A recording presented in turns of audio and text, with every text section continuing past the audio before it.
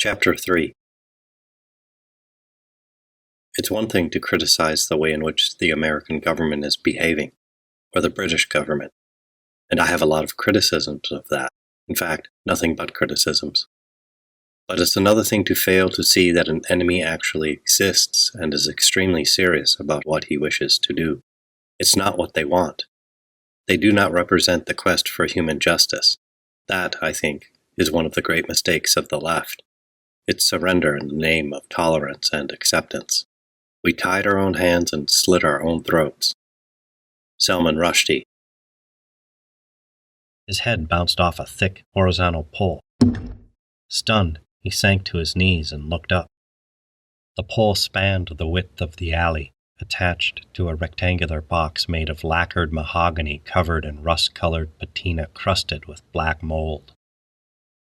It was the size of a 4-ton truck with a cavernous purple velvet seat near the middle and various drawers and panels along its side, many of them labeled with arcane and macabre ideographs, some vaguely food-like, others financial, and some military in nature.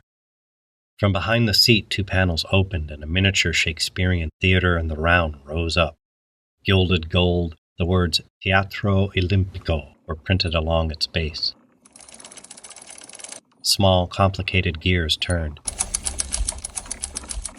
erecting a mechanism as complicated as 10 or more watches combined.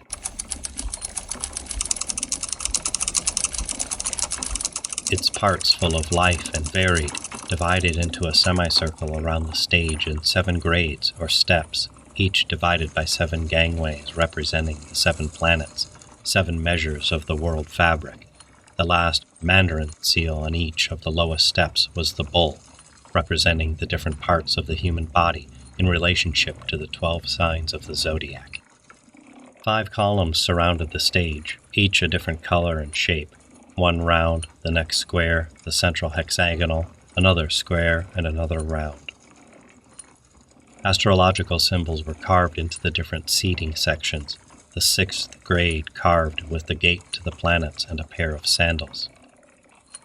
Mark rubbed the welt on his forehead, sniggering in distracted delight when he saw all the seats around the stage were occupied by hundreds of lifelike wood mannequins, shifting with anticipation, turning and whispering to a companion, most silently waiting.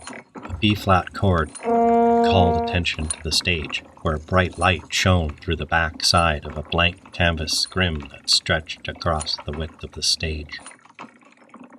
The title flashed on the canvas, Act 1, Platonic Caves.